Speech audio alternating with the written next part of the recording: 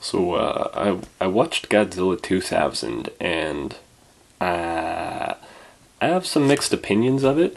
Okay, for one thing, it's a tremendous step ahead of what the first American Godzilla movie gave us. I think that Godzilla 2000 was kind of rushed out because they just really wanted to maintain this sort of this iconography of no, don't worry, Godzilla's back. He's the way he's supposed to be.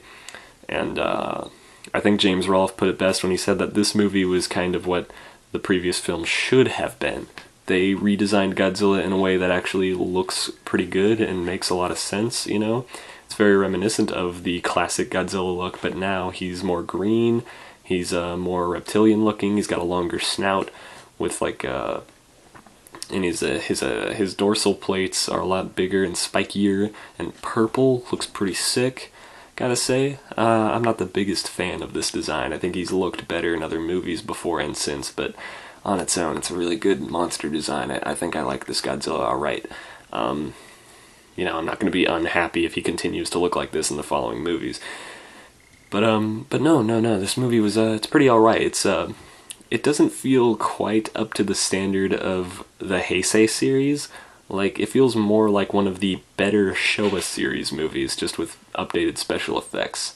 At the same time, though, it also has those clunky moments where they try to use CGI, and the CGI just looks really dated and bad and kind of shitty, because, Japan doesn't have CGI techniques as advanced as the ones we have in the US. They don't have as big budgets for their movies over there as we do here.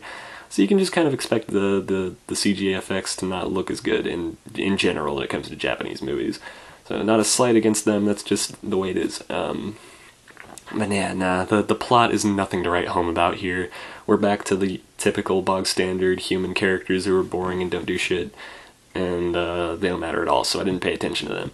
But we get to, basically, okay, Godzilla shows up pretty early on in the movie, like right from the beginning. We get to see Godzilla up close, get to see what he looks like, get to see him blow some shit up. One thing I'm not fond of is that now his radiation, like when his dorsal plates start to glow and when he uses his atomic breath, it is now permanently orange. It used to be blue in the previous movies, but I guess they just decided they liked the look of burning Godzilla from Godzilla vs. Destroy Us so much, they just wanted to make that permanent. That's a permanent change now, so he just glows orange instead of blue, which is fine, but not my preference. Yeah. For the most part, this movie has a lot of just waiting around for stuff to happen, because in the beginning it's just Godzilla versus the military, and his fight against the military is fine, whatever, there's like jet planes and shit, whatever, we all know it's not gonna work. He fights the military in like every movie, and they never come close to winning except in the one that's retarded and shitty. But it's at this point that a UFO appears and blasts Godzilla with a laser beam, and everyone's like, oh my god, what is this about?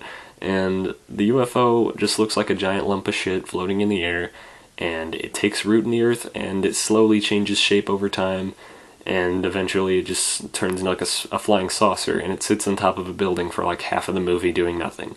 It's at this point that I take out my phone and I start playing shitty mobile games until the movie starts working again. It's just a bunch of people sitting around saying techno-babble things and being boring as shit.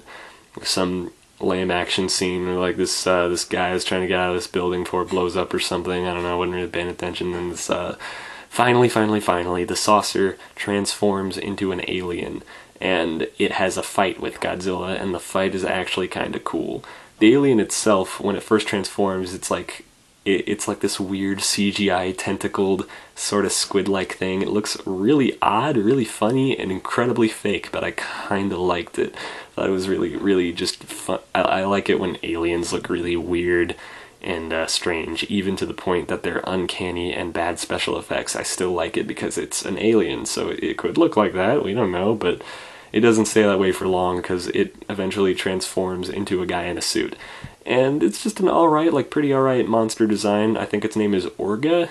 Not really way I can describe it. I guess imagine like, I don't know, it kind of looks like something out of Halo. It looks like a Halo alien. Best way I can describe it. I don't know. It's alright. Has kind of a cool fight with Godzilla. There's some big, heavy, weighty blows they deliver to one another.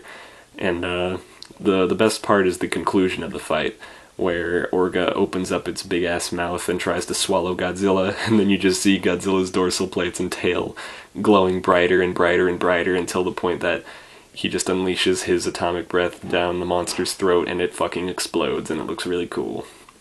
And then there's an incredibly corny scene of Godzilla killing one of the human characters, and the guy's like, "No!" And it looks stupid, and then he does, and then he goes away. And all in all, I guess I would say I like this movie about as much as something like Godzilla vs. Gigan. It's got a cool monster in it with a cool monster fight, and that's all I give a fuck about. 6 out of 10. Yeah, it's back to this shit.